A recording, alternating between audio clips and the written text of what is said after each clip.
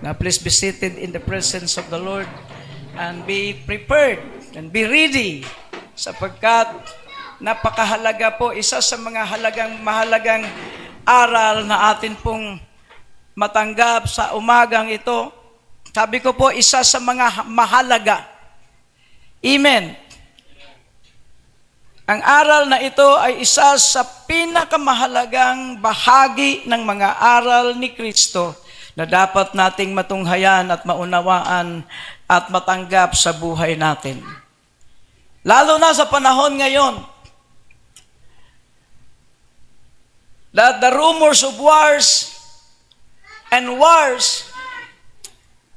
that nations against nations and kingdoms against kingdom, power against power, happening in the midst of us. Sa panahon natin nangyari. This is not happened yesterday, but today. Amen. And I want you to understand, gusto kong maunawaan ninyo, na ang lahat ng ito'y nangyari sa ating panahon. Hindi ito nangyari sa panahon ng mga apostles at ng mga disciples na mga nauna sa atin. Hindi po ito nangyari sa mga nagdaang mga panahon. Ito po ngayon ay nangyari sa ating panahon. Say this word, I believe in Jesus. So dapat hindi tayo magpapabaya sa buhay natin. Kasi who can predict that these wars will continue for many days and will trigger the Third World War? Who knows? Who can predict? Sinong makapagsabi na ang digmaan ngayon na nangyayari sa Middle East ay mag-trigger doon sa Third World War, sa pangatlong digmaang pandaigdig? Hindi natin alam. At wala rin pong makakaalam na ang digmaang ito'y matapos kaagad. No one can say that. But only God has the control. Amen? Palapakan po natin ang ating Diyos. We give Him all the clap offerings because He is the God who has the control of everything. He speaks of war, He has also the power to control it. He prophesied nations against nations, kingdoms against kingdom, power against power, knowledge against knowledge, cyber wars, glory to God. He speak everything, and we are now in that situation. Nandiyan na tayo sa panahon, we are now in the time of revelation. When we read the Bible of Matthew, we are just reading an information about these days. But we are not any longer in the book of Matthew. We are now in the days of fulfillment. Sabihin po natin, nandito na ako sa panahon ng kaganapan. Wala na tayo sa panahon ng paghihintay, nandito na tayo sa kaganapan. So ano po ang dapat nating ipaghanda? Ngayong sinabi ng Panginoon na ito, mga minamahal, tiniibig ko sa Diyos, Jesus came to give us life. In John chapter 5, verse 21, for as the Father raises the dead and gives life to them, even so the Son gives life to whom He will.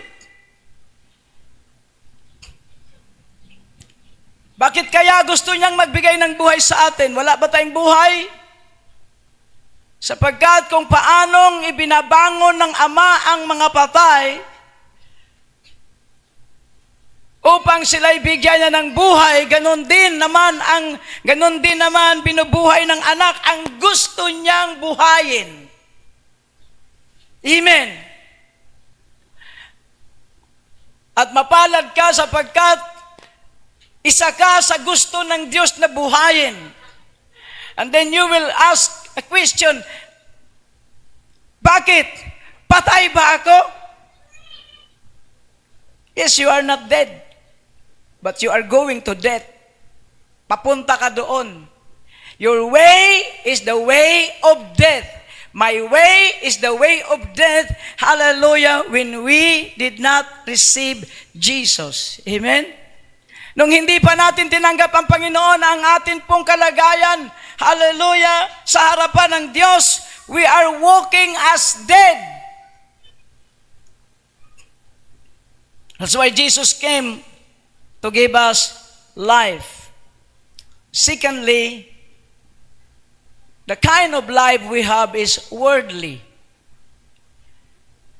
The kind of life we have living in this world is worldly before we meet Jesus Christ. It's worldly. At hindi ito ang buhay na gusto ng Diyos. If we want to live in the kingdom of God in heaven, kung gusto nating tumira doon sa kalangitan, we must to accept this kind of life. Amen. Because the life in this world is a life of a sinners, wicked.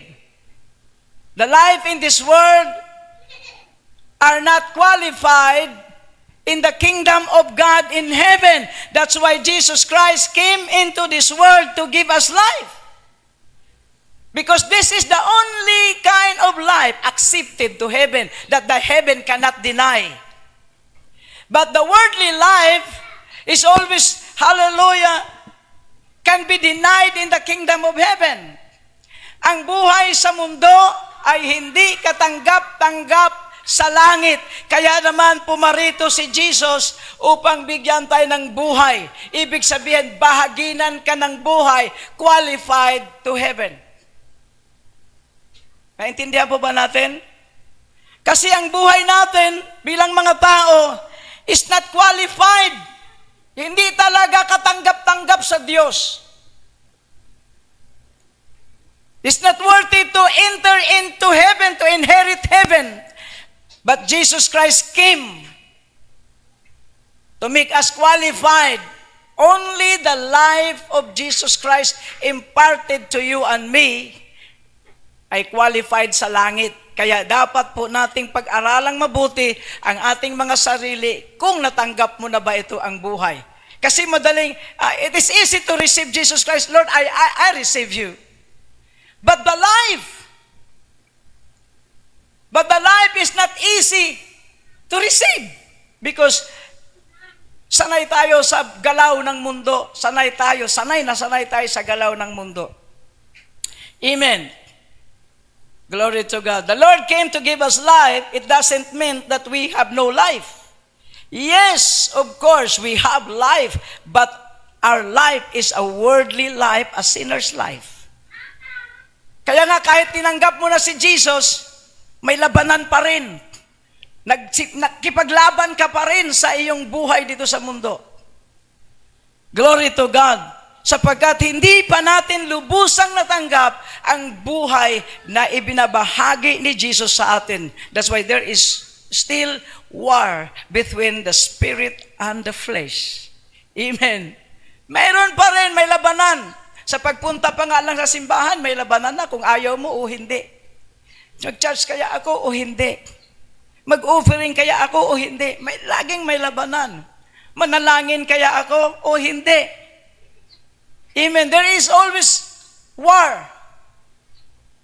Kasi hindi pa natin, and this is the indication that you still don't receive fully the life that Jesus want to impart you and me. Pero kapag natanggap na natin ng lubusan, sa palagay mo may digmaan pa, wala na. Ang dali mong mag-decision, it is easy to decide if you will worship. It is easy to decide to pray. It is so easy to decide to give something to the Lord. It is easy to give everything. It is easy to surrender unto the Lord. Kung natanggap na nga ba natin ang buhay na gusto ng Panginoon. Now, there are 7 research na akin pong sinulat dito. Anong klase ba talaga ng buhay ang buhay born again? What is really kind of life is the life of being born again. Kasi madali nating sabihin, it is easy to say, Lord, I am born again. Amen. Lord, tinanggap kita. But, brothers and sisters in the Lord, today, you will understand what is the meaning of receiving Jesus. Napakadaling tanggapin. Lord, tinatanggap kita sa aking puso. Pumasok ka sa puso ko. Pero, in demonstration of the life, it's not easy.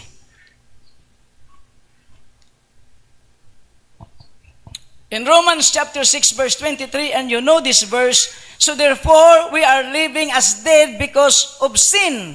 All our walk and ways of life is going to hell, and the end is the lake of fire. If we cannot receive this life, our walk of life is going to hell, and in the judgment day, in the lake of fire. So, nakakatakot. And who can save us in this kind of walk of life na ginagawa natin, na ginagawa ng mga tao? Jesus wanted us to stop in our ways. Just to stop for a while and think. Lalo na sa panahon ngayon, lalong-lalo na sa panahon ngayon, mga minamahal at iniibig ko sa Diyos. Kagaya ng sinabi ko sa kayo sa inyo kanina, who can predict that this world will trigger the Third World War or not? Wala. There is no wisdom in this world that can predict. So dapat, kung ganun ang kalagayan natin, we need to understand that life is so important. Amen? Hallelujah. Kailangan huminto ka muna panandali. Tama ba itong ginagawa ko, Lord? Narinig ko na ang mga digmaan, nakita ko na ang grabe ng mga nangyayari sa iba't ibang bansa. Hindi na pangkaraniwan ang nakikita ko, Panginoon, sa social media. Ang iba dyan ay mga AI, pero ang iba dyan ay totoo. Amen. Glory to God. Jesus wants you to stop for a while and think, Lord, tama ba itong decision ko? Talaga bang nalakaran ko ang buhay na gusto mong lakaran ko? Then, because Jesus, He wanted you to listen. Just stop for a while and listen to His word. And look unto Him, the author and the finisher of our salvation. For He cannot save us if we will not stop in all our ways. Kung hindi tayo titigil sa atin pong mga vices o mga pamamaraan sa buhay, kung hindi mo itigil yon, it is so dangerous to continue sa buhay na hindi ka sure. God wants you to make it sure. Amen? Your salvation is sure. Now, ano bang uri ng buhay? What kind of life that Jesus want to impart to us? Sabi ko nga po kanina, He came to give us life, meaning to impart His life, a kind of life qualified to enter into the kingdom of heaven. Kasi ang buhay natin dito na ating nakasanayan, hindi talaga qualified. Para bang papasok ka sa isang kumpanya na ang requirements ay ganito, tapos gusto mo talagang pumasok, hindi ka naman qualified. Ang hinahanap college graduate, tapos ikaw gusto mo talagang pumasok. Amen. Now, what kind of life? So Jesus came to give us life, to impart us life, but what kind of life? This is a question. Number 1, take note. Jesus came to impart us life because we have no this kind of life. Dahil wala tayong ganitong uri ng buhay na gusto niyang ipamumuhay natin. Are you ready? Amen? So talian mo yung iyong sarili dyan sa upuan. Meaning, just sit down and listen carefully. Number 1, what kind of life?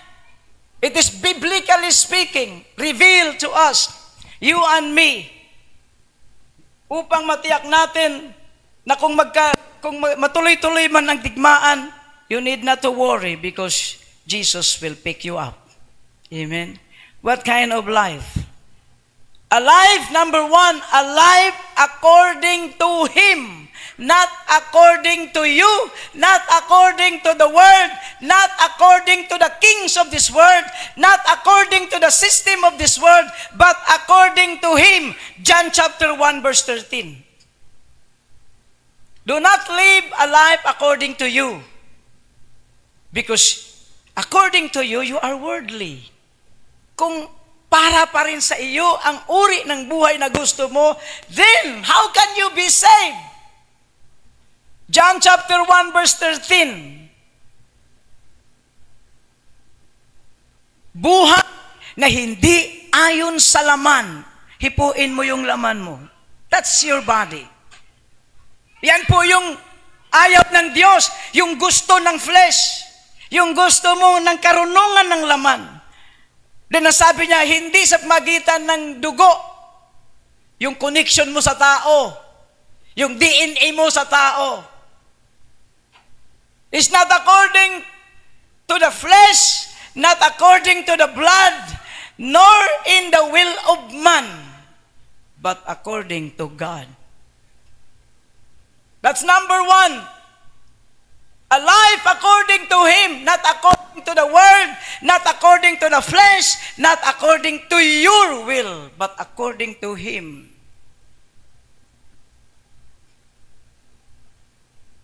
Amen. Hindi. Gusto ko kasi yung ganito eh. Hindi yan makakapunta sa langit. Dapat according to Him. Kaya nagbigay siya ng maraming aral sa atin upang maintindihan natin. For us to understand, He allows us to understand what kind of life according to Him. Amen. Remember the book of Genesis when God created Adam and Eve? He created him according to Him. Amen. He created man and woman according into the likeness of Him, not in the likeness of the world, but according to Him.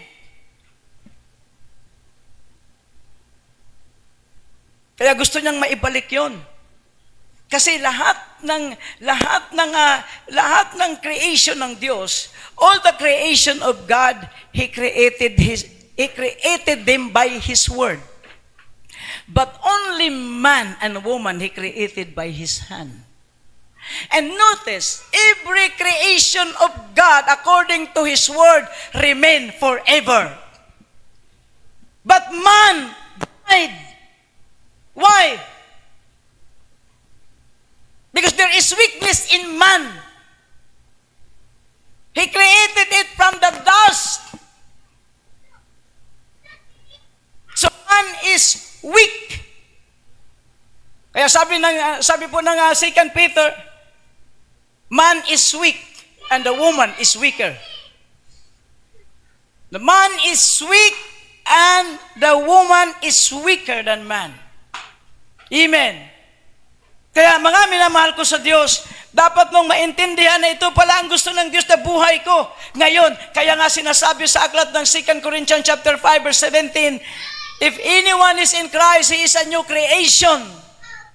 New creation. But look at you. Are you a new creation or an old one? Ito pa rin. Ganito pa rin ugali ko. Wala pa rin nagbago. Ang nagbago lang sa atin yung way of worship. Nagbago lang yung sambahan natin. Dati doon sa mga idolo, ang daming idols. Dati doon sa mga maraming krus. May pinong krus, may maliliit na krus, pati bibig, kinukrusan. Pero chismosa naman. Amen.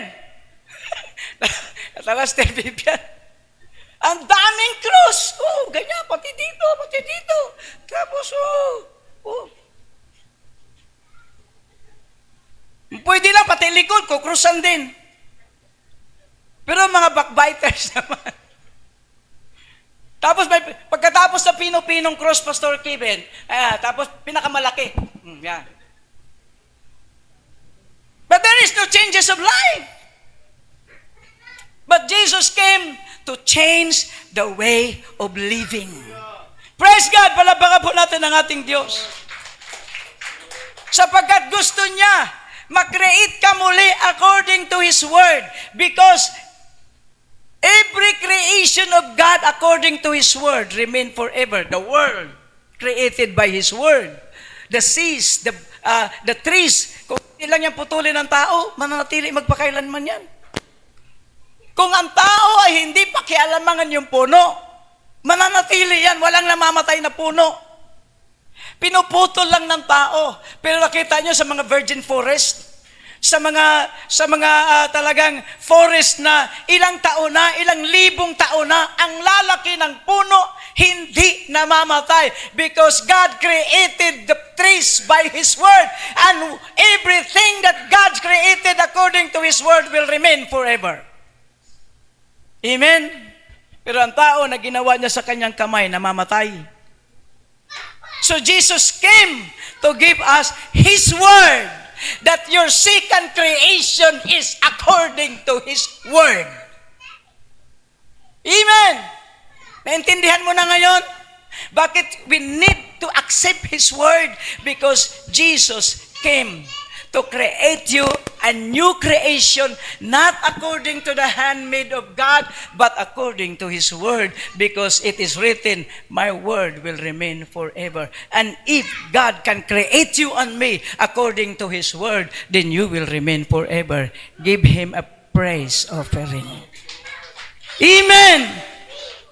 Secondly, a life according to His Word, John chapter 6 verse 63. Kanina, according to His will, ayon sa kalooban niya. Ngayon, mga minamahal, nililinaw lang po natin ang second thing, according to His Word, John chapter 6 verse 63, because the Word of God are life and these are spirit. So kapag ikaw ay nahubog sa salita ng Diyos, iba na ang lakad mo. Glory to God. Hallelujah. Life qualified anytime. Whatever happens in this world, glory to God. Your life, you are walking and hallelujah and living according to the Word of God. Then whatever happened in this world, you are qualified to the rapture of the church. Praise God. Palapakan po natin ang ating Diyos. Hindi ka na magdadalawang isip, ma-rapture kaya ako? Wala nang double-minded, ma-rapture kaya ako? Kung natiyak mo na ikaw ay lumalakad sa kalooban ng Diyos, then, glory to God. Anytime, mara-rapture tayo. Amen? Hallelujah. Number 3, a life that is sinless. Ito po ang pinaka-imposibleng bagay na dapat mong matanggap. Imposible. Walang taong hindi magkakasala. Yan kaagad ang nature natin. Why? Because we are fallen. We are fallen. Tayo po ay mga taong hindi kaagad-agad makakaunawa sa gusto ng Panginoon. Number 3, a life that is sinless.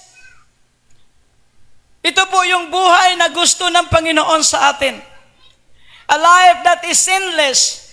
1 John chapter 1 verse 6.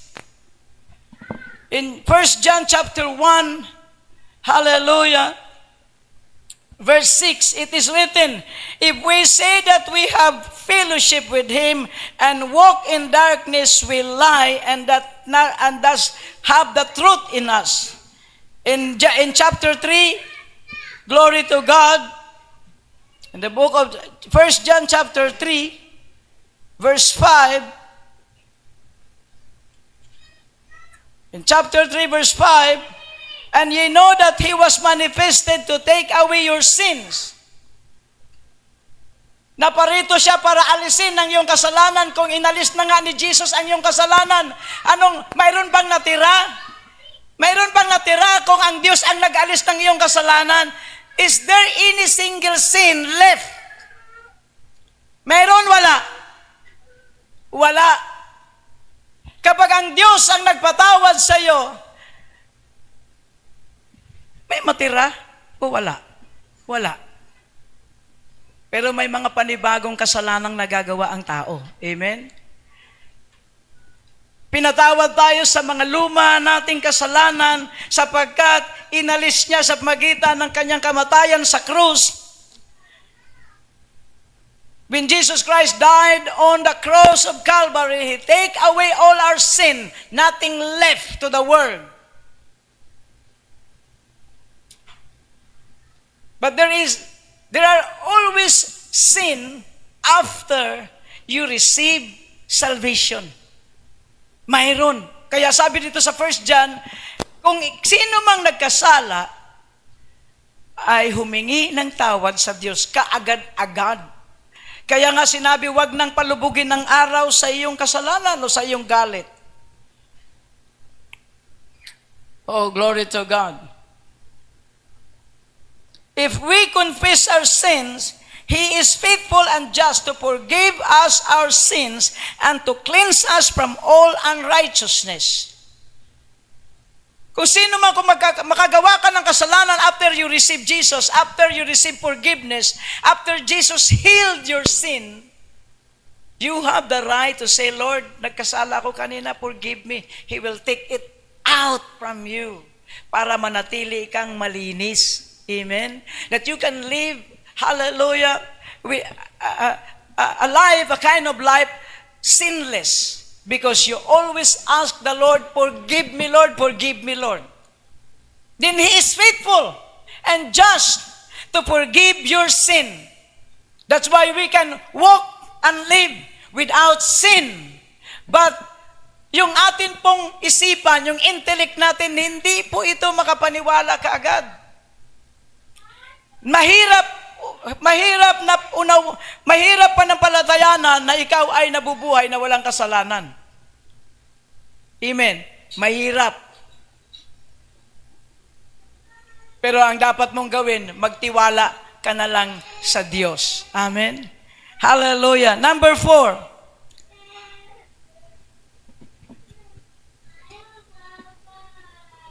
A life that is holy. Anong klaseng buhay ang ibinibigay sa atin ng ating Panginoong Hesus? So pangatlo, a life that is sinless, walang kasalanan sapagkat pinatawad ka ng Panginoon. You must to practice a life. Kahit hindi kaya ng isipan mo, basta i-practice mo na ikaw ay mamuhay ka na walang kasalanan. And number 4, a life that is holy. 1 Peter chapter 1, verse 13 to 16. This is number 4. Isa pang aral na ito na hindi kayang matanggap ng atin pong flesh. Laging nagre-reason ang atin pong flesh. Wala pong makapamuhay na banal. Yes, it is true. But in God, nothing is impossible. Sometimes Apostle Peter asked the Lord, Lord, sino ang maligtas?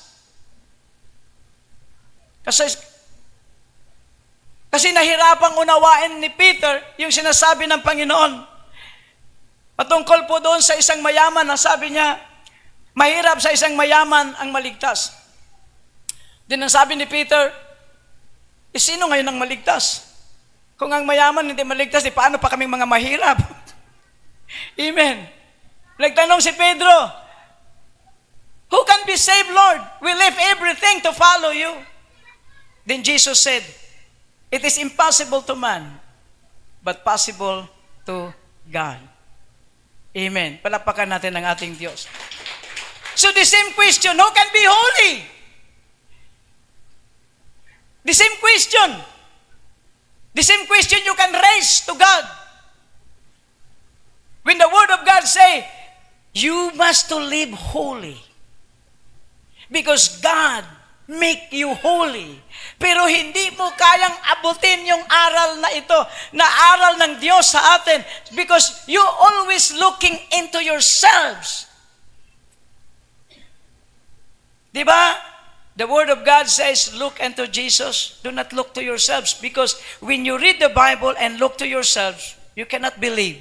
Why? Because you always look to yourselves. Lagi naman ako nagkakamali. Paano ako maging banal? Amen. But looking unto Jesus, the author and the finisher of our faith, in 1 Peter chapter 1, look at these wonderful blessings. Hallelujah. In 1 Peter chapter 1, it is written that we are holy. God is calling us to be holy. And it is not our work, but it's the work of God. Chapter 1, verse 13. Wherefore gird up the loins of your mind, be sober, and hope to the end for the grace that is to be brought unto you at the revelation of Jesus Christ. Yes, in verse 14, as obedient children, not passioning yourselves according to the former lust in your ignorance, but as He which hath called you is holy, but as He which are called you is holy, so be ye holy in all manner of conversation. Siya na tumawag sa inyo na banal, dapat magpakabanal din tayo. But who can do it? Minsan nga lang yung kamay mo, di ba? Nananampal agad. Minsan yung bibig mo, nakakapagmura ka agad. Who can be holy? If we look to ourselves, if we always look to ourselves, you cannot believe that you are holy. But if you look to Jesus and His will to you, you will agree. Amen. Palapakan po natin ang ating Diyos.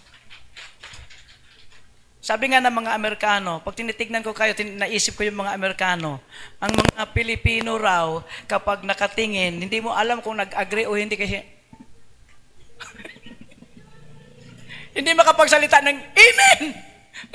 Mga Pilipino, sabi niya, I wonder the Filipino cannot reply Amen because pag nakikinig sila, pag may question na dapat magsalita ng sagot ng amen o hindi na makakibo. Amen? Palapakan po natin ang ating Diyos. Kaya ang mga preacher po, sinasanay po ng Diyos that the preacher will ask amen para makakonek yung tao kasi. Sanay kasi tayo sa Filipino attitude. Amen? Hallelujah, glory to God. So, a life that is holy, in Peter chapter 1, beginning 13 to 16, hallelujah, glory to God. Let us read it again. The Bible says in in verse 14, beginning verse 14, nabasa na natin yung 13 kanina, as obedient children, obedient, not passioning yourselves according to the former lust. Hindi ka na kumikilos ayon sa buhay mo kahapon. Hindi na dapat ganon. Ayon sa pita, sabi diyan, masamang pita ng kayo'y nasa kawalang kaalaman pa lang. In verse 15, but as He which are called you is holy, so be ye holy in all manner of conversation. Lahat ng uri ng kilos, sa pananalita, sa kilos, sa kislap ng mata, dapat magpakabanal kayo sapagkat ang tumawag sa inyo ay banal. That is a command for you and me. Holiness. In verse 16, because it is written, be ye holy, for I am holy. It is not just Peter say unto us and commanded that. It is always the word of God that says, be ye therefore holy, for I am holy. It is the word of God, a direct word of God for you and me. It is a direction ng Diyos para sa atin. So kung makaramdam ka na hindi ka napapabanal sa araw na ito, ask the Lord, Lord, wash me. Linisin mo ako para maramdaman ko yung kabanalan na sinasabi mo. Amen. Hallelujah. Glory to God. Now, in Hebrew chapter 12, verse 14, in the book of Hebrew, dito pa rin tayo sa number 4. The book of Hebrew chapter 4, 14. Chapter 12, verse 14. Glory to God. Chapter 12, verse 14, it is written in the book of Hebrew, follow peace with all men and holiness, without which no man shall see the Lord. That's why Jesus wants you to accept this kind of life that is holy in the sight of God, because if you cannot receive this, if you will always reason to God, Lord, wala namang banal na tao. Siguro pag namatay na ako. Kasi sabi ng mga tao, ng mga karunungan ng tao, walang pwedeng maging banal hanggang hindi siya mamamatay. So, kailangan pa bang mamatay para maging banal tayo? No. Habang buhay pa tayo, we must just accept the teaching of the Lord. We must just to accept, hallelujah, the life that Jesus wants to impart to us. And this one is a kind of life that we must to accept. A life that is holy. Kasi kung hindi mo matanggap ito, hindi mo kailanman makita ang Diyos, at kailanman hindi mo makita ang mukha ng Panginoon. And if you cannot see the face of the Lord, then it is dangerous for you and me. Because the one who cannot see the face of God, meaning nandoon ka sa impyerno. Amen. So holiness is one of the kind of life that Jesus wants us to have while we are still in this world. Kailan may apply yung holiness? Kapag nasa langit ka na? No! Dito pa lang, you must to practice it. We must to practice it.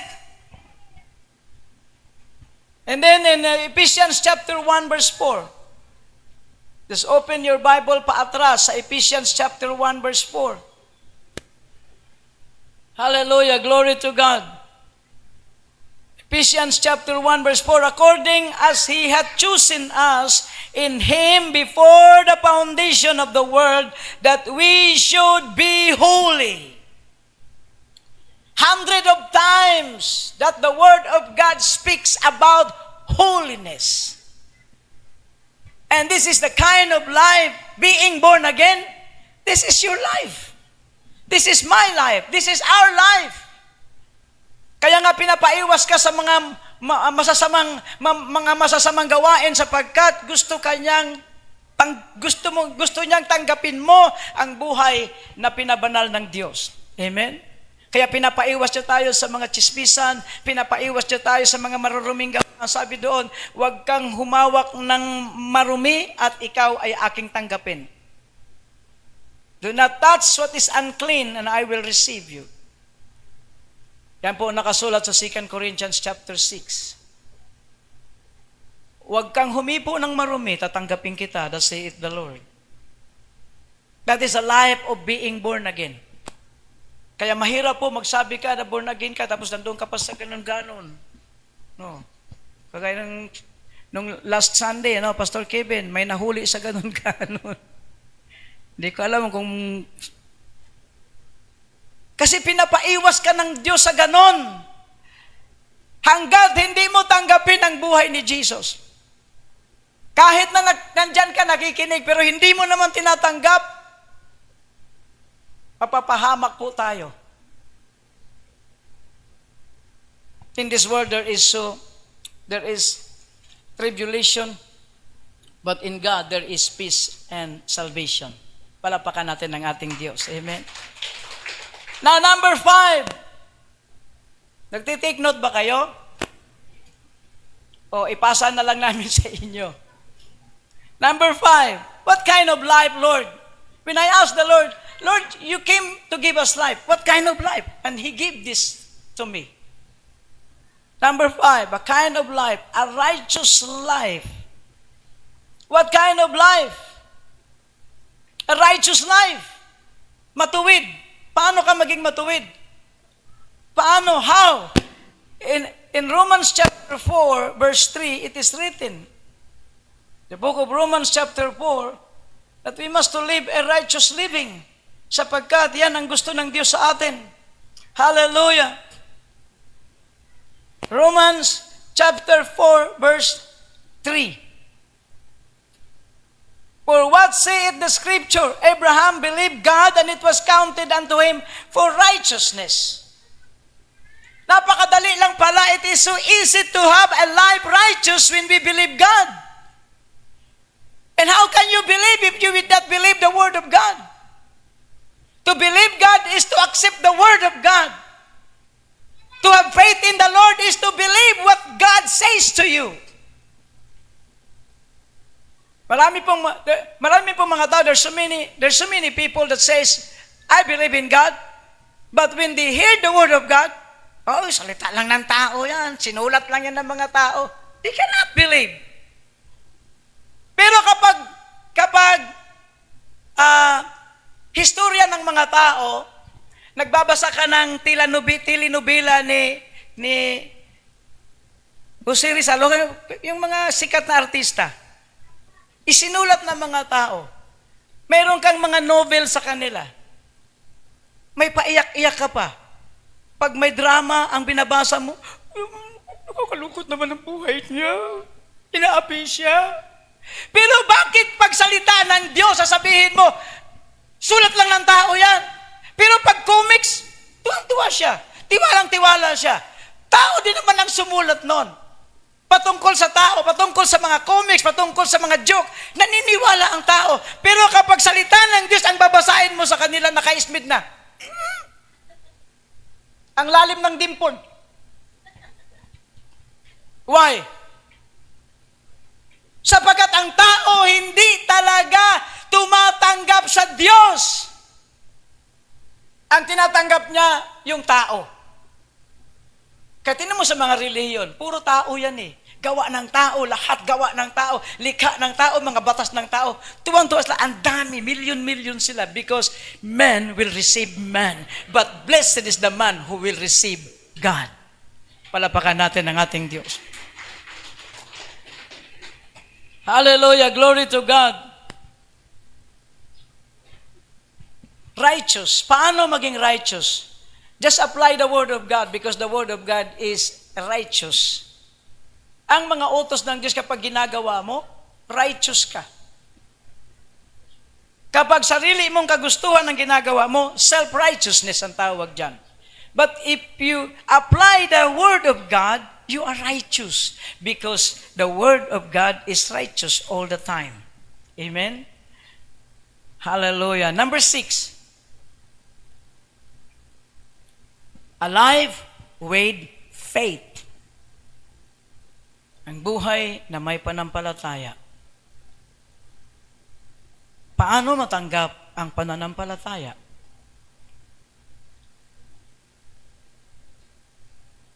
The book of Romans chapter 10 verse 17, it is written, faith comes by hearing, and hearing the Word of God.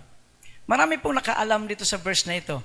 But the question is, are you hearing the Word of God? O just nakatingin ka lang sa salita ng Diyos, hindi mo naman talaga pinapakinggan. That's why men and women cannot establish the faith in their heart because they are just looking to the Word and they are not listening. Sa eskwelahan po kasi nasanay tayo, sa atin pong secular na mga eskwelahan, ang pagbabasa ay sa mata. Amen. Sa secular.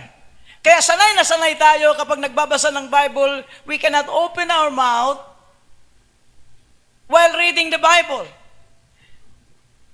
Nagbabasa tayo by looking to the Word.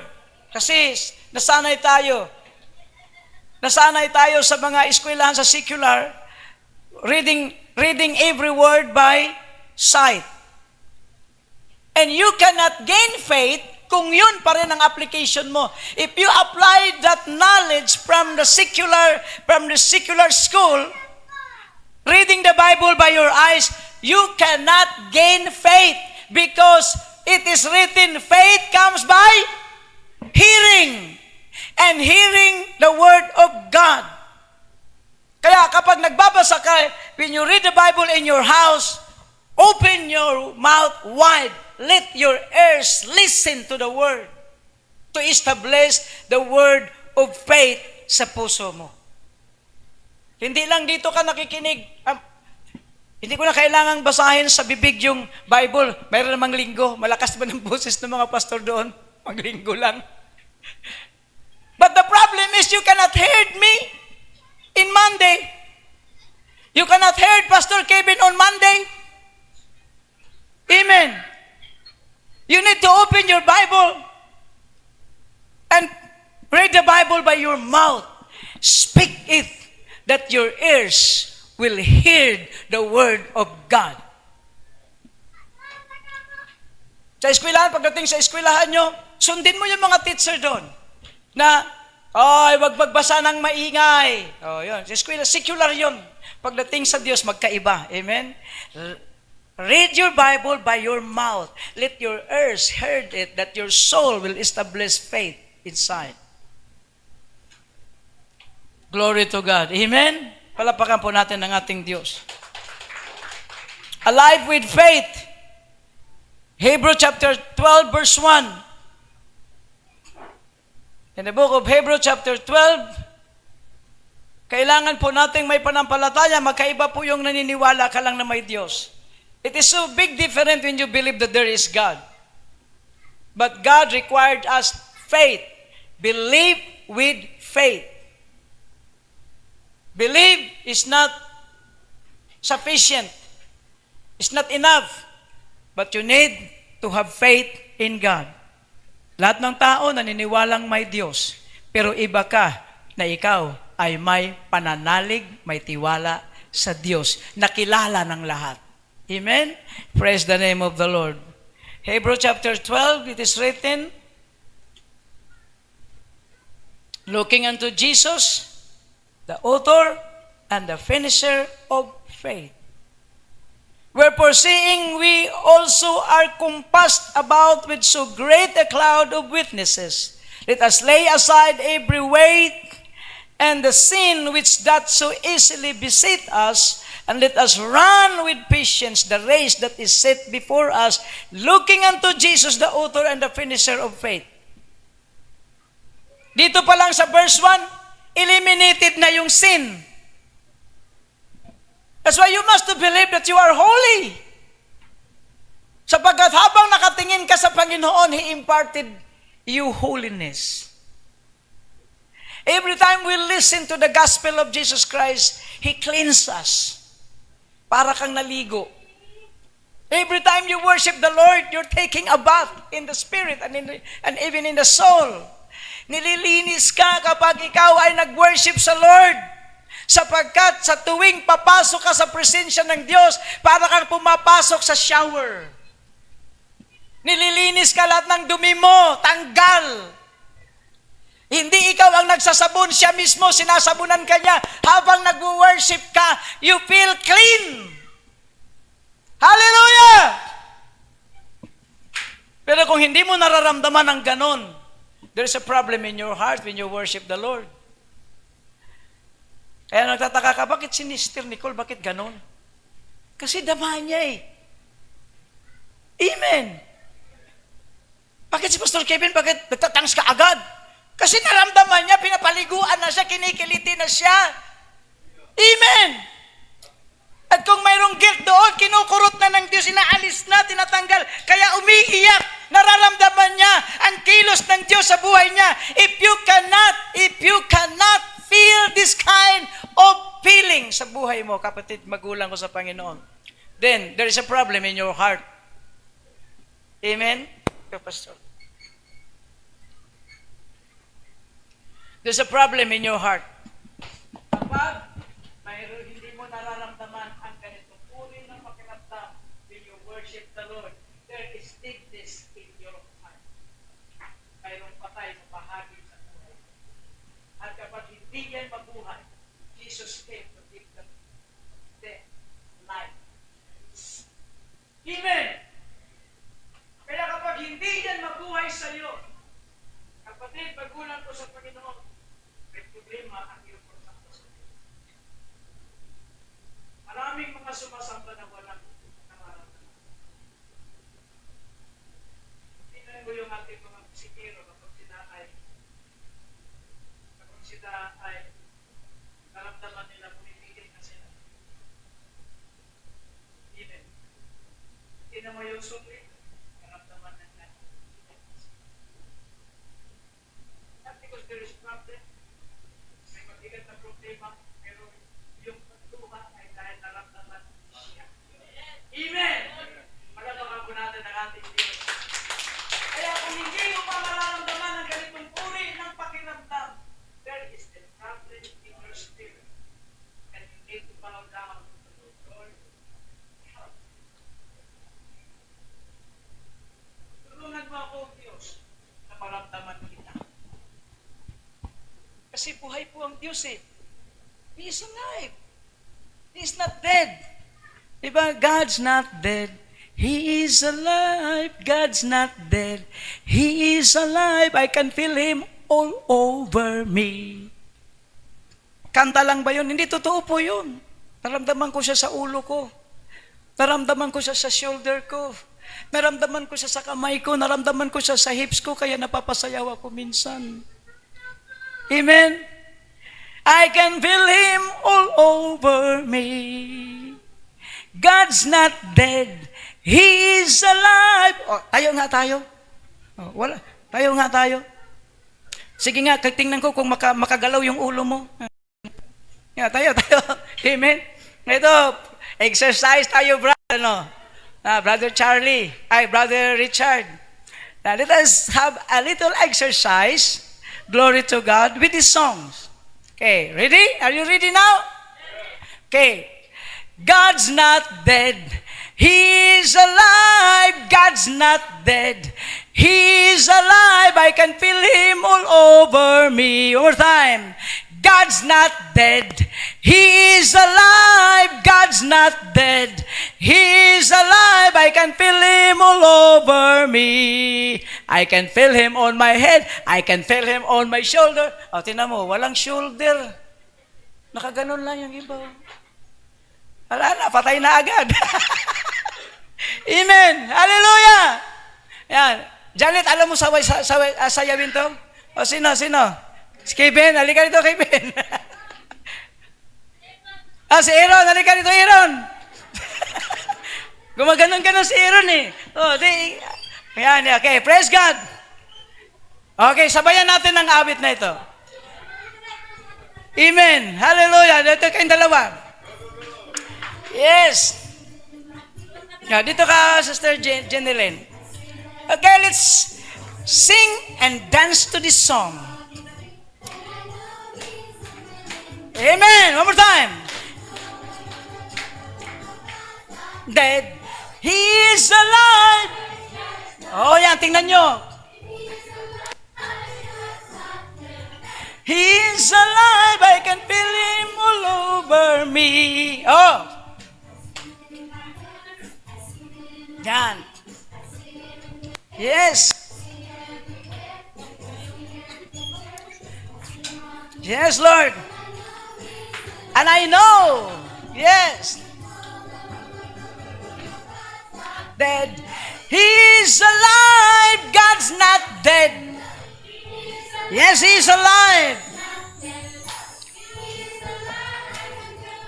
Over me. Okay? Okay, makaupo na tayo. Praise God. Yun po yun. More. Sabi ni Pastor Bong, no more. So, yun po yun. Dapat po sa pagsamba natin, maramdaman mo siya. Kasi we are worshiping a living God. We are not worshiping a dead God. Amen. Sa religion lang po yun, He is always dead. He is always dead. Because the religious faith did not believe that Jesus is alive. Kasi ang pinaniwalaan lang, ninakaw yung bangkay. Yun ang pinairal sa lahat ng mga relihiyon. Na si Jesus ay namatay at hindi na muling nabuhay. When Jesus died, He never rose again from the dead because there is no resurrection according to the religious faith. Hallelujah! So kailangan po mga minamahal, when we come to worship the Lord, dapat maramdaman mo siya. Ang isa po, ang dalawang magkaibigan, kung mag-uusap kayo na parang hindi kayo nagpakiramdaman, kung halimbawa ang mag-asawa, si Sister Helen at saka si Brother Richard, nag-uusap sila na parang walang pakiramdaman, ano kaya ang sasabihin ni Sister Lorna, nag-uusap sila. Ano ka ba? Wala ka namang buhay kausapin. Amen? You must to understand that we need to feel the Lord that He is alive. When we worship, believe that He is alive. Amen? Hallelujah, glory to God. In Hebrews chapter 10, verse 38, it is written, verse 38 ng Hebrew, now the just shall live by faith, but if any man draw back, ang sabi niya, my soul shall have no pleasure in him. But we are not of them who draw back unto perdition, but of them that believe to the saving of the soul. Kailangan talaga may panampalataya. We must to establish this faith because this is one of a kind of life that Jesus wants us to have. Ito yung uri ng buhay na gusto na ini-impart ng Panginoon because Jesus is a man of faith. Amen. He is the source of faith. Now, if Jesus can impart your life, what will happen to your life? Diba kapag nabahaginan ka ng buhay ni Kristo, si Kristo mismo ay pananampalataya. Jesus Himself is faith. And then when Jesus imparted us life, what will happen to us? It is impossible to man to live without faith if you believe in Jesus Christ. Kaya dapat may panampalataya ka. So no need to worry what will happen in this world because we have faith in Jesus. Amen? No need to worry. Don't worry. Sabi, hindi ako makapokus sa Lord kasi tumataas na naman. Tumataas na naman ang mga bilihin. Paano ka makapokus kay Jesus? Ang taas na ng mga bilihin. Tatanungin ko kayo, mula nung ipinanganak ka, nanatili ba ang presyo ng mga bilihin? Hindi. Since I was born in this world, the price of daily commodities going up, up, up hanggang ngayon. But remember this, you have God. Amen? Now, if you cannot acknowledge the works of God in your family, in your life, you will be discouraged. Tataas na naman. Wala na. Paano pa yung sweldo namin? Hindi naman tumataas. But if you will acknowledge God, tingnan niyo po, ilang beses na ba nagtaas magmula nung isinilang ka? Hanggang ngayon, taas ng taas. But isipin mo, may pambili ka ba? Wala. Amen. Kahit gaano kataas, may pambili ka. Why? Because God is faithful. Every time there is an increase in this world, the Lord will increase His supply to you. Mula nung nagtaas siya, simula nung bata pa ako, taas na ng taas. Nagsimula ang pandesal sa piso. Nakita ko pa, piso pa noon. Ngayon, wala na. Doble na. Ngayon, tataas, baka magiging 10 piso na yung pandesal dyan. Pero isipin mo, kapatid, magulang ko sa Panginoon, and this is real. Kapag inisip mo, sa kabila ng pagtaas, nag-increase lahat, glory to God, kailanman, hindi mo naisip na wala kang pagkain sa hapagkainan. Meron at meron because, hallelujah, we are not the tail, we are the head. Palapakan po natin ang ating Diyos. At yun ang gawa ng Diyos na hindi mo napapansin. Minsan kasi, mga minamahal, ang napapansin lang natin yung physical. Hindi natin napapansin yung supply ng Diyos. Hindi ka pala niya pinabayaan. Ang dami na palang taon na tumaas ang mga bilhin. Hanggang ngayon, maayos pa rin ang mga damit natin. Nakakabili ka pa ng maraming Shopee. Pamahal ng pamahal ang Shopee, pero add to cart. And that is the works of God. Amen. That is the supply of the Lord. Yan ang supply ng Diyos para makita mo. Kapag hindi mo kasi bubuksan ang mga bagay na ito, you cannot see the works of God. But if you will acknowledge the works of the Lord by looking, hallelujah, ganito pala, ang taas na pala ng bilihin, pero may pambili ako. I have money to buy. Ang taas na ng gasolina, pero nakapagkarga ka pa rin. Amen? Sabihin mo, may electric bike naman ako, hindi ako worry sa gasolina. Ang kuryente.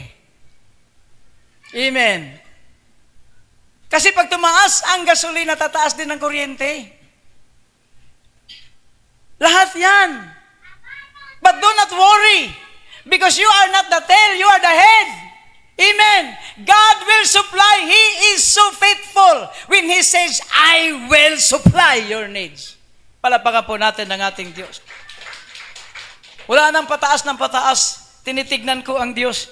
Lord, kahit tumaas ng tumaas, kahit siguro magiging 1,000 ang isang pandesal, may pambili ako kasi ikaw yung nagsusupply. Amen. God is our supplier. Just acknowledge Him. Hindi kailanman nagutom ang sikmura mo. Hindi ka kailanman. Ang dami nang naghihirap sa paligid, pero ikaw, laging bago damit. Amen, Sister Delia, no? Wow, glory to God. Tapos Sister Baby, bulaklakin ka agad, Yan, Sister Linda, ayan, mukhang talagang no? Grabe, tinan mo si Sister Vivian, Tinan mo Sister Jeneline, kimuna Pilipina. Yan. Tinan mo si Sister Rachel, doble-doble damit. Tinan mo si Kaday. Wow, glory to God. Talagang social na social ang dating. Yan, tinan mo si Brother Richard, bago polo shirt. May kambal yan, Brother Richard. Tinan mo si Janet, linggo-linggo, iba damit. Tinan mo si Karen. Pero walang mga sweldo yan bilang mga worker ng Diyos. And that is the works of God. Dapat lang po makita natin para ma-acknowledge mo, kumikilos pala ang Diyos nang hindi ko alam. Kumikilos ang Diyos sa panahon ng COVID. Tingnan mo ang ginawa ng Diyos sa'yo. Buhay na buhay ka. Amen? Hallelujah. God is working. Even when we cannot see it, He is still working. Number 7, the last number. Ito, medyo magaan, pero mahirap din. Number 7, the last number. What kind of life, Lord? I asked the Lord, what kind of life? A life with a perfect love. Then I asked the Lord, is there any perfect love? Mayroon ba? Then the Holy Spirit says, in man, there's nothing. There's no perfect love in human heart. But in me, you can be sure that my love for you is perfect. And the love of God is perfect for you and me.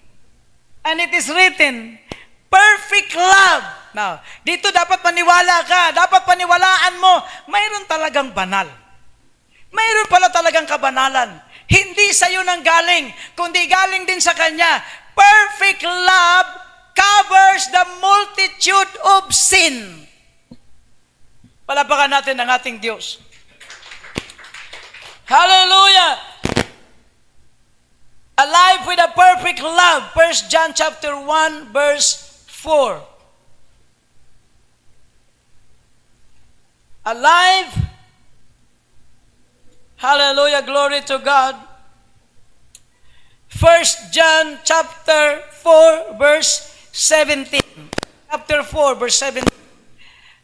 1 John chapter 4, verse 17. Herein is our love made perfect, that we may have boldness in the day of judgment, because as He is, so we are in this world. The perfect love of God made you perfect in this world. Not your works, not my works. Lagi po tayong nagkakamali, di ba? Yan ang naisip mo, kaya hindi ka makapaniwala. Hindi ako mapabanal kasi lagi ako nagkakamali. Mag-away nga lang kami ni Kevin, nagkakamali na ako. Oh, mag-away lang kami, Pastor Kevin? Mag-away lang kami ni MJ, parang mali na kagad kami. Makipag-anuhan ka lang sa mga bagay dito sa mundo, meron ka agad kamalian. Hindi mo mapipigilan ang kamalian. But glory to God, the perfect love of God always make you perfect in His sight. Not the love of man, not the love of this world, but the love of God can make us perfect because His love will cover the multitude of sin. Glory to God. How many times you've sinned? Ilang beses ka magkakamali at ilang beses ka magkakasala. Kahit iwas ka na iwas. At iwas ka ng iwas, di ba, Brother Richard, ano? Iwas ng iwas. Nakakatagay pa rin. O, hindi ka na siguro nagtatagay, hindi na nagtatagay, hindi na. Praise God. Palapakan po natin ang buhay ni Brother Richard. No? Glory to God. Maraming iniiwasan, pero minsan talaga nadadamay tayo. Chapter 1, verse 17. Perfect. And then, verse 18, ang sabi po dito sa ating pong binabasa, verse 18, chapter 4, verse 17 to 18, there is no fear in love, but perfect love casteth out fear. Sa sakdal na pag-ibig ng Diyos, mawawala pong takot mo. According to the perfect love of God, your fear shall be eliminated. Ano bang greatest fear mo sa mundong ito? Mawalan ka ng pera? Hindi yun. Mawawala ang takot mo doon. Kung ang pag-ibig ng Diyos ay sumasayo. Mawawala ang takot mo sa mundong ito. Mapapalitan niya ng takot mo sa Diyos. Amen? The fear of this world can be eliminated, but, hallelujah, it can be changed into the fear of the Lord. Not the fear of the world, but the fear of the Lord. Palapakan natin ang ating Diyos. And perfect faith and perfect love eliminated fear. Aalisin niya ang takot mo sa mundong ito, papalitan yan ng takot mo sa Diyos. Di baling matakot ka sa Diyos, wag lang matakot ka sa mundo. Amen? Hallelujah. Marami pong bagay na kakatakutan sa mundo. Yung mawalan ka ng pera, yung maalis ka sa trabaho, parang may nagsabi, naku, partner, nabalitaan ko, aalisin ka sa trabaho. Maraming tayong katatakutan. Naku, mga estudyante, may katatakutan din tayo. Sabi ng teacher, hindi ka papasa. Pumapasok na kaagad yung takot. Mahirap yung kurso na pinili mo. At dahil nakarinig ka ng ganon, natatakot ka na, hindi ka natutuloy. O sige, iba na nga lang. O dahil fear. But when the perfect love of God is in your heart, it will eliminate all fear in this world. Amen? Kaya ang kapangyarihan na mag-aalis ng takot mo at pangamba, ibig sabihin pangamba sa mundo, tanging pag-ibig lang ng Diyos. It is always the power of the love of God, the perfect love of God. When it comes to your heart, when it rests in your heart, it will eliminate fear in this world. Even the fear of death. Mawawala ang takot mo sa kamatayan sapagkat ang papasok sa iyo, buhay, buhay, buhay. Palapakan po yan ng ating Diyos. That's number 7, alive with a perfect love. And then Proverbs chapter 10, open your Bible. This is a second last verse natin pong bubuksan in Proverbs chapter 10, verse, hallelujah. Proverbs chapter 10, verse 12. The book of Proverbs, hallelujah, praise the name of the Lord. The Lord is good. Sabihin po natin, God is good, and all the time, God is good. Proverbs chapter 10, hallelujah. Listen to this wonderful message of the book of Proverbs, chapter 10, verse 12. Hatred stir up stripes. Ang galit ay nagbubunga ng away. But love covers all sins. Anong love ito? Perfect love of God. Kapag dumating ito sa puso ng tao, hallelujah, kayang mawala anumang kaguluhan sa buhay when this kind of love rested in your heart. In 1 Peter chapter 4, this is the last verse na babasahin po natin sa 1 Peter chapter 4. Hallelujah, chapter 4. 1 Peter chapter 4, verse 1 to 4. For as much then as Christ hath suffered for us in the flesh, arm yourselves likewise with the same mind. For he hath suffered in the flesh, has ceased from sin. Siyang nagsisikap sa laman o nahihirapan sa laman ay titigil sa pagkakasala. So there is always holiness and righteousness. Verse 2, that he no longer should live the rest of his time in the flesh to the lust of men, but to the will of God. Glory to God. For the time past of all our life, many suffice us to have wrought the will of the Gentiles when we walk in lasciviousness, lust, excess of wine, revelings and banquetings, and abominable idolatries. In verse 4, hallelujah, glory to God. Where they think it strange, ye run not with them to the same access of riot, speaking evil of you, who shall give account to him that is ready to judge the quick and the dead. Lahat ng mga nangyayari sa atin, ang Diyos ang magpaparusa sa mga taong hahamak sa iyo, at mismong ikaw sa sarili mo, ang Diyos pa rin ang magpaparusa sa atin.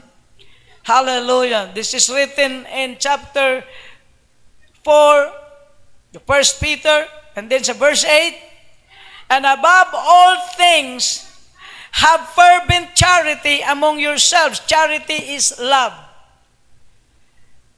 And above all things, have fervent charity among yourselves. For love shall cover the multitude of sin. Sapagkat ang pag-ibig ay nagtatakip ng karamihang kasalanan. God is love. Amen. Ito po ang buhay na gusto ng Diyos na maibahagi sa atin. At anong uri ng buhay ito? Born again. Pagbabago. Kaya kapag naniniwala ka na mahal ka ng Diyos, do not think that you are still a sinner if God loves you. Amen. Naniniwala ka bang mahal ka ng Diyos? At ang pagmamahal ng Diyos ay sakdal? So do not think that you are a sinner. You can do sin, but you are not a sinner. Because His love will cover all the multitude of our sin. Gaano man kadami ang ating kasalanan, the love of God will cover it.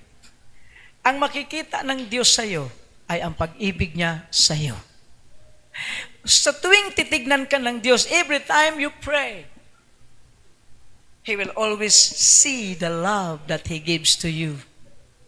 Kaya nga sabi doon sa aklat ng Hebrew, mayroon pang isang salita sa Hebrew, hindi ko na alalahanin ng iyong mga kasalanan. Why? Sapagkat every time God looks into you, He always see the love that He gives to you. Every time that God, hallelujah, listen to your prayer, He will always see the love that He gives to you. And who is this love? Who is the person of love? Who is the person of love? Do you know Him? Can you shout His name? Amen. Palapakan po natin ang ating Diyos. This is the kind of life. 1 to 7. Gusto ko lang i-recap lang uli sa inyo. Number 1, a life according to His will. Number 2, a life according to His word. Number 3, a sinless life. Number 4, a life that is holy. Number 5, a righteous life. Number 6, a life with faith. Number 7, a life with a perfect love. And if this life with a perfect love comes upon you, this perfect love will always open it to your brothers and sisters. Lagi po itong bukas sa pagpapatawad. Gaano man katsakit ang ginawa ng kapwa mo sa iyo. But because you have perfect love, the door of forgiveness is always open. Amen? Kaya titignan ka ng Diyos, glory to God. Hallelujah. Ang mukha mo, mukhang pag-ibig. Amen. Pag tinitignan ka ng Diyos, mukhang pag-ibig to. Glory to God. Kaya nga minsan tinatawag si Apostle John the Beloved, ay pinamagatan siyang the Apostle of Love. Because John the Beloved explained to us perfect love. Apostle Paul delivered us the power of love. But Apostle John delivers unto us perfect love. Let us all stand in the presence of the Lord.